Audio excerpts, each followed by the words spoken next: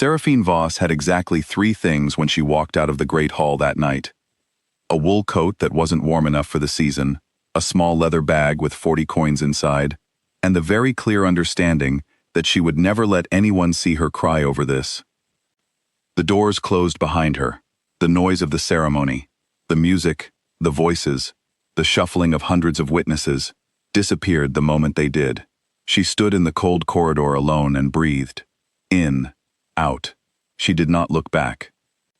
The Alpha King had spoken clearly. In front of every pack leader, every elder, every wolf from the northern territories who had traveled to witness the moon bonding ceremony, King Kalen Draveth had looked at his fated mate, had looked at her, and said the words without blinking. The bond is acknowledged, the match is declined. 7 words. Flat and formal, the way a man cancels a business arrangement. She had waited, just for a moment, to see if something else was coming. An explanation, a regret, even a small flinch. Nothing came. So she nodded, once, and she walked out. The village of Asher's Ford was 3 days south by cart. She found work there before the first week was finished. A woman who mixed medicines and wrapped broken bones, and asked no questions about where people came from. She was good at it. She had always been good at it. Her mother had been a healer before the disgraced pack lost everything, and the knowledge had passed the same way grief does, quietly, between hands. She called herself Sarah there, just Sarah. No family name. No one asked.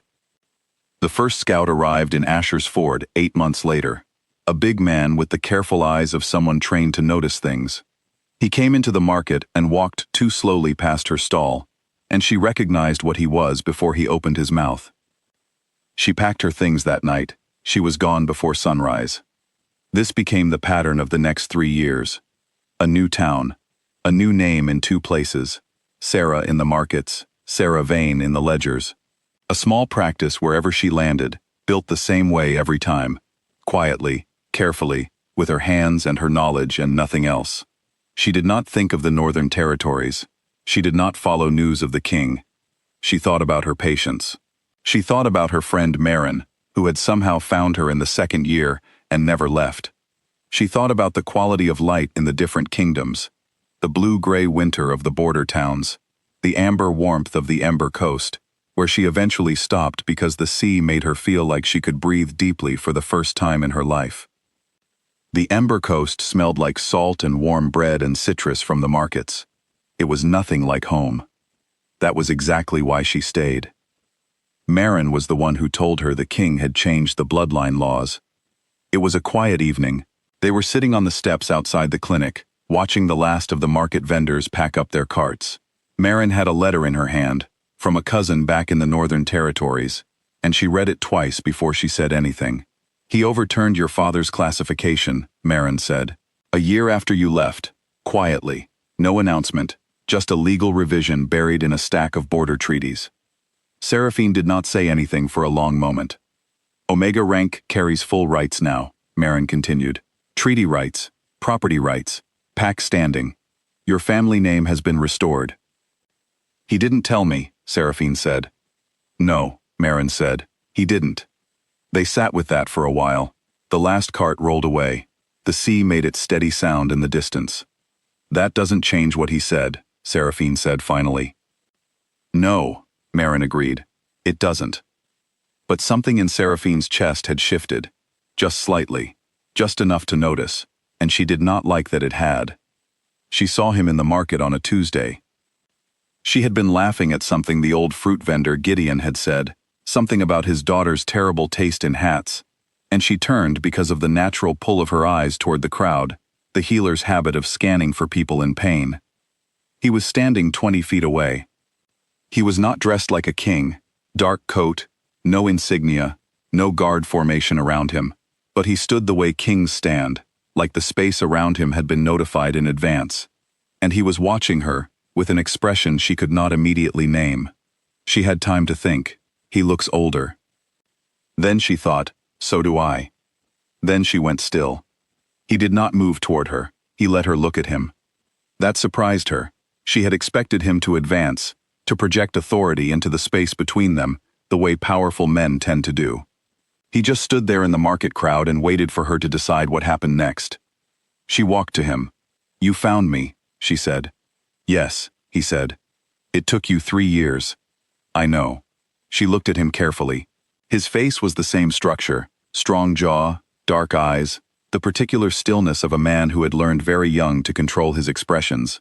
But there were lines around his eyes that had not been there before, and he looked at her without the detachment she remembered. There was something else in it now, something that cost him. "What do you want?" she asked. He said, "I want to apologize, and I think it would take longer than a market conversation." She said, "You have 30 days. She did not return to the palace.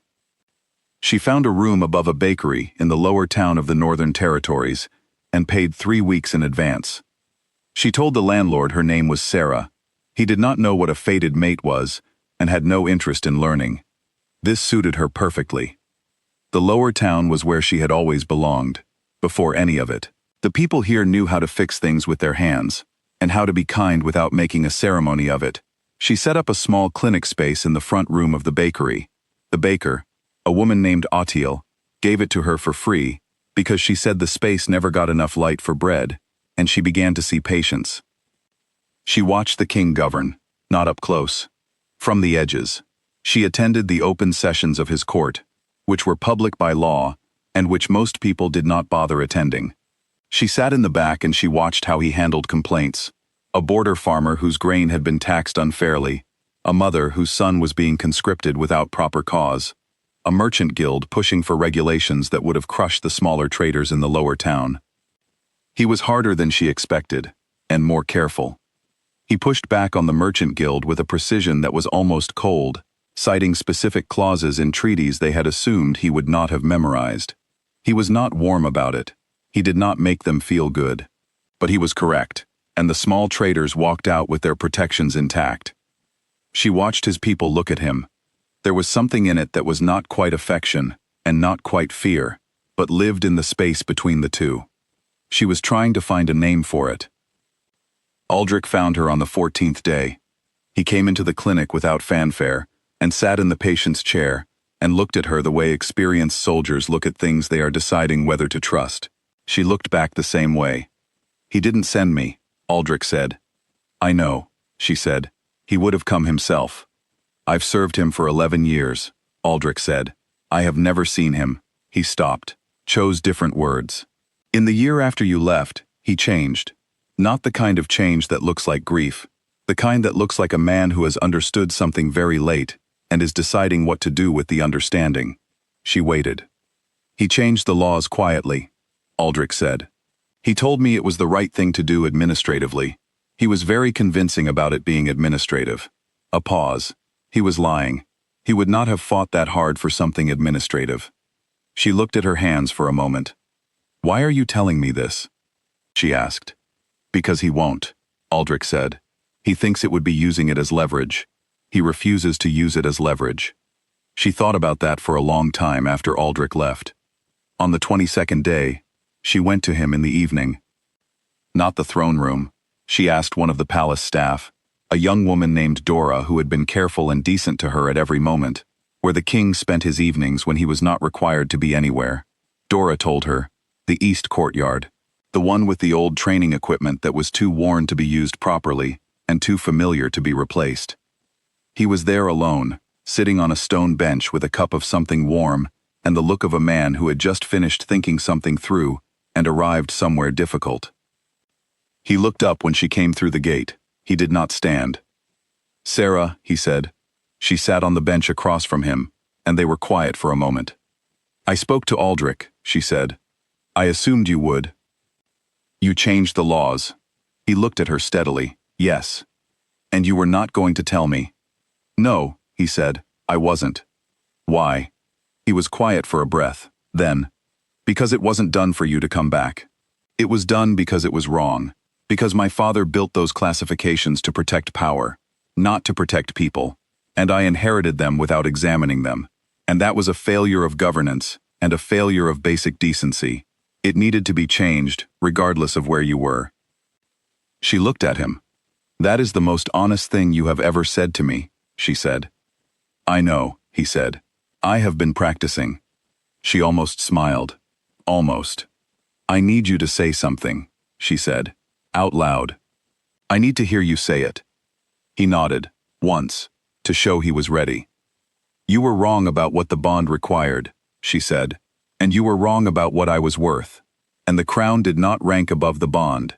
It never did. She paused. Say it. I was wrong, he said. About all of it. The bond requires nothing of rank. I told myself it did, because admitting you were my equal terrified me in a way I did not know how to manage. That fear cost you 3 years. It cost both of us 3 years. A pause.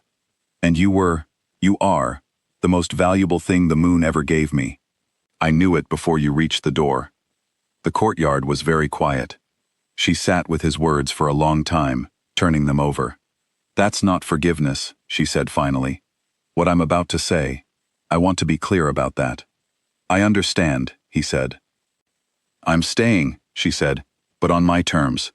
I keep the clinic in the lower town. I keep Marin. I keep my family name on the door alongside yours. She looked at him directly. This is not me returning to something. This is me choosing something that has been rebuilt from nothing. And the moment it stops being a choice, I walk again. He did not flinch at any of it. Yes, he said, to all of it. She nodded. Once. The same way she had nodded in the Great Hall 3 years ago. The difference was, this time, she stayed. The old wolves of the Northern Territories said the cold broke that winter for the first time in years. The court attributed it to the bond being restored. The diplomats wrote careful letters about political stability. The scholars noted the weather patterns with great academic interest. In the lower town, Attila the baker made a cake for no particular reason, and left it outside the clinic door. Seraphine found it in the morning, read the small note attached, "Welcome back to the neighborhood, whoever you are," and laughed until her eyes watered. Marin appeared in the doorway. "The cake," Marin said. "The cake," Seraphine confirmed. They ate it for breakfast. It was very good cake. Odile had put lemon in it, which Seraphine had always loved, though she had never told anyone that. She thought about that. About how some things find you without needing to be announced. About how warmth returns, sometimes, not because it is summoned, but because the conditions for it have quietly been made right. She cut Marin a second slice. She opened the clinic door. She got to work.